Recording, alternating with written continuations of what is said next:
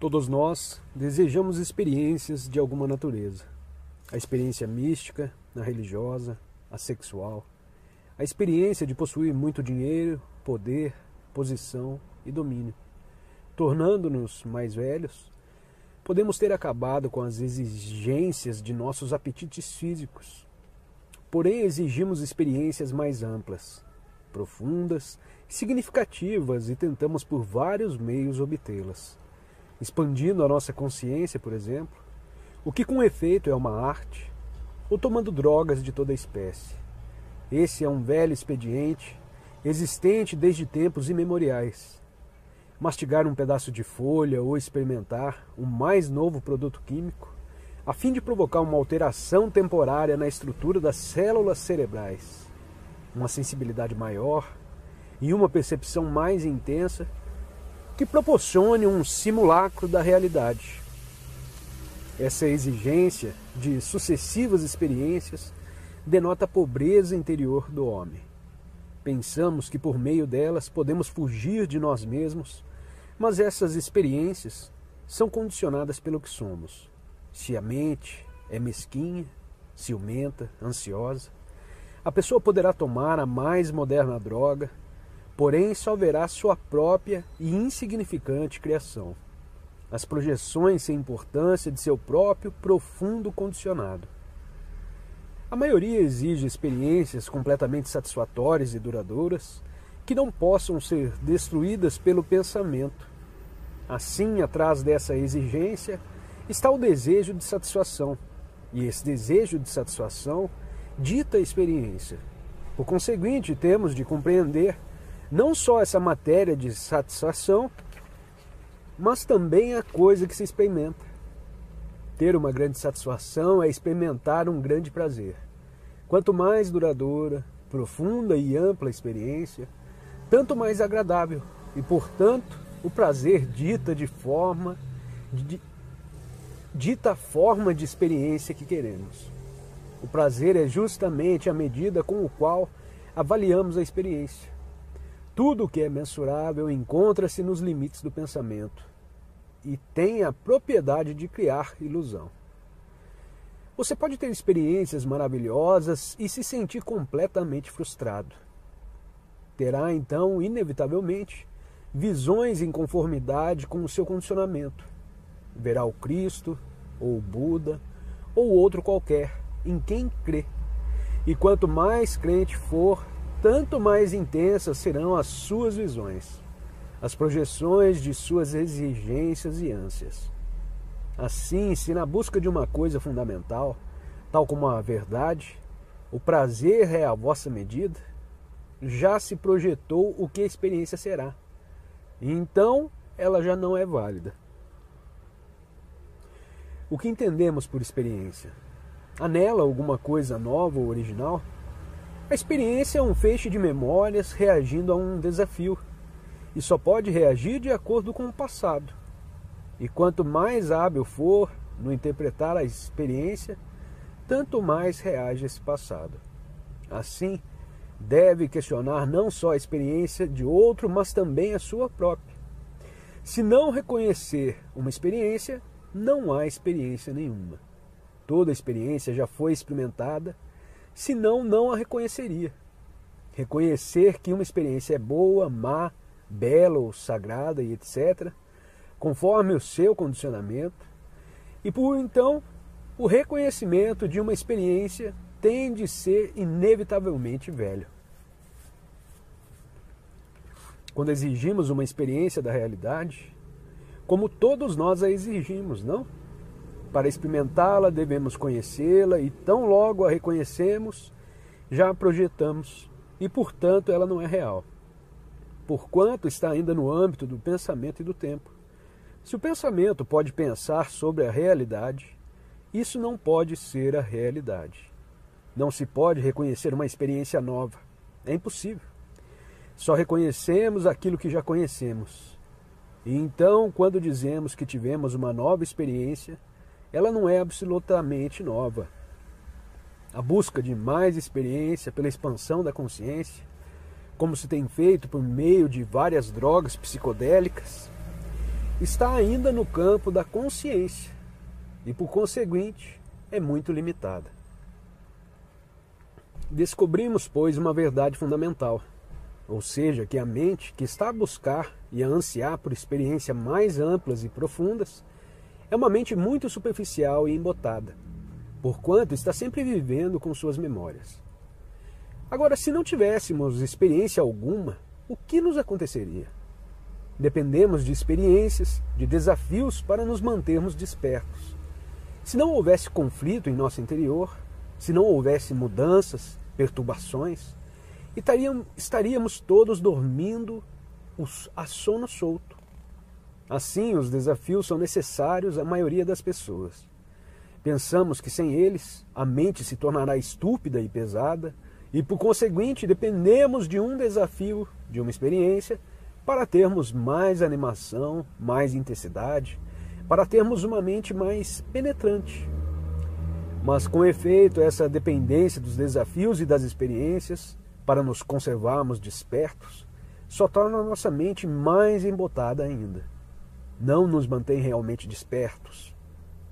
Assim, pergunto a mim mesmo, é possível nos mantermos totalmente despertos, não superficialmente, em alguns pontos de meu ser, porém totalmente despertos, sem nenhum desafio ou experiência? Isso exige uma grande sensibilidade, tanto física como psicológica. Significa que devo estar livre de todas as exigências, porque no momento em que exijo uma experiência, a terei. E para ficar livre da exigência de satisfação, torna-se necessária uma investigação de mim mesmo e uma compreensão total da natureza da exigência. Toda exigência nasce da dualidade. Sou infeliz e tenho de ser feliz. Nessa própria exigência, tenho de ser feliz, está a infelicidade. Quando uma pessoa se esforça para ser boa, nesse próprio ser bom está o seu oposto, ser mau. Tudo o que se afirma contém o seu próprio oposto, e o esforço que se faz para dominá-lo torna mais forte aquilo contra o que se luta. Quando exige uma experiência da verdade ou da realidade, essa própria exigência nasceu de vosso descontentamento com o que é. Então a exigência cria o oposto. No oposto está o que foi. Temos, pois, de ficar livres dessa incessante exigência, porquanto, do contrário, nunca se acabará a galeria da dualidade. Isso significa conhecer a si próprio de maneira tão completa que a mente não mais se põe a buscar. A mente, então, não exige experiência, não pode pedir ou conhecer um desafio, não diz, estou dormindo, estou acordada. Ela é, toda ela, o que é. Só a mente frustrada, limitada, superficial e condicionada está sempre a buscar o mais. Será possível, então, viver nesse mundo sem o mais? Sem essa perene comparação? É de certo, mas temos de descobri-lo por nós mesmos. A investigação completa dessa questão é meditação. Essa palavra tem sido empregada, tanto no Oriente como no Ocidente, de uma maneira muito lamentável. Há diferentes escolas de meditação, diferentes métodos e sistemas. Certos sistemas ensinam. Observa os movimentos do dedo grande de teu pé, observa-o, observa-o, observa-o. Outros advogam o ficar sentado numa certa postura, respirando regularmente ou praticando o percebimento. Tudo isso é completamente mecânico. Outro método te dá uma certa palavra e te diz que, se ficar repetindo essa palavra, ela te proporcionará uma certa experiência fundamental, extraordinária. Isso é puro absurdo, é uma forma de auto-hipnose. Se ficar repetindo indefinidamente amém, ou on, ou Coca-Cola, é óbvio que terá uma certa experiência, porque pela repetição a mente se aquieta. Esse é um fenômeno bem conhecido, praticado há milhares de anos na Índia. Chama-se Mantra Yoga. Pela repetição, pode-se induzir a mente a tornar-se branda e macia, entretanto, ela continua pequenina, vulgar e mesquinha. O mesmo efeito se obteria com apanhar no jardim um pedaço de pau e colocá-lo sob a lareira, e oferecer-lhe todos os dias uma flor. Daí a um mês, o estaria adorando, e se deixasse de depositar uma flor diante dele, isso seria um pecado. Meditação não é seguir um sistema, não é repetição e imitação constantes. Meditação não é concentração. Um dos truques de certos instrutores de meditação é insistirem em que os seus discípulos aprendam a concentração, ou seja, a fixar a mente num pensamento e expulsar todos os outros pensamentos. Essa é uma das coisas mais estúpidas e mais maléficas, e qualquer colegial é capaz de fazê-la se obrigado a tal. Significa que ficar empenhado numa contínua batalha entre a obrigação de se concentrar a um lado e a sua mente ao outro lado, que se põe a fugir para outras e variadas coisas, quando ao contrário devemos estar atentos a cada movimento da mente, aonde quer que ela vá. Quando sua mente foge, isso significa que está interessado em alguma outra coisa. A meditação exige uma mente sobremodo vigilante. A meditação é a compreensão da totalidade da vida, na qual não existe mais nenhuma espécie de fragmentação. Meditação não é controle do pensamento, porque quando o pensamento é controlado, gera conflito na mente. Mas quando se compreende a estrutura e origem do pensamento, assunto que já examinamos, o pensamento então não mais interfere. Essa compreensão da estrutura do pensar é sua própria disciplina, que é meditação. Meditação é estar cônscio de cada pensamento e de cada sentimento. Nunca dizer que ele é certo ou errado, porém simplesmente observar e acompanhar seu movimento. Nessa vigilância, compreenderá o movimento total do pensamento e do sentimento. E dessa vigilância vem o silêncio. O silêncio criado pelo pensamento é estagnação, coisa morta, porém o silêncio que vem quando o pensamento compreendeu a sua própria origem, sua própria natureza, compreendeu que nenhum pensamento é livre, porém sempre velho. Esse silêncio é meditação, na qual o meditador está de todo ausente, porque a mente se esvaziou do passado. Se ler este livro durante 1 hora, isso é meditação. Se apenas recolheu umas poucas palavras e juntou algumas ideias, sobre elas refletir mais tarde, isso então já não é meditação. Meditação é um estado em que a mente olha todas as coisas com toda a atenção e não apenas com algumas partes dela. Ninguém pode te ensinar a prestar atenção. Se algum sistema te ensina a estar atento, está então atento ao sistema, e isso não é atenção. A meditação é uma das maiores artes da vida, talvez a maior de todas, mas não se pode de modo nenhum aprendê-la de alguém. E essa é que é a sua beleza. Ela não tem técnica e, por conseguinte, nenhuma autoridade.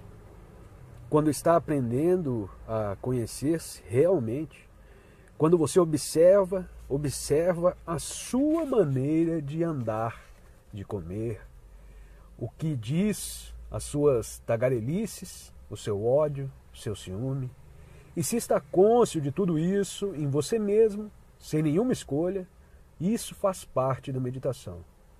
Assim, a meditação pode verificar-se quando está sentado num ônibus ou passeando numa floresta, toda de luz e de sombra, ou ouvindo o canto dos pássaros, ou olhando o rosto da sua mulher ou de seu filho. Na compreensão dada pela meditação, há amor. E o amor não é produto de sistemas, de hábitos, da observância de um método. O amor não pode ser cultivado pelo pensamento. O amor pode, talvez, nascer quando há silêncio completo, um silêncio no qual esteja de todo ausente o meditador. E a mente Só é capaz de silêncio quando compreende seu próprio movimento, como pensamento e sentimento. Para se compreender esse movimento de pensamento e de sentimento, não pode haver condenação enquanto se observa. Observar dessa maneira é disciplina. E essa qualidade de disciplina é fluida, livre e assim não é disciplina do ajustamento.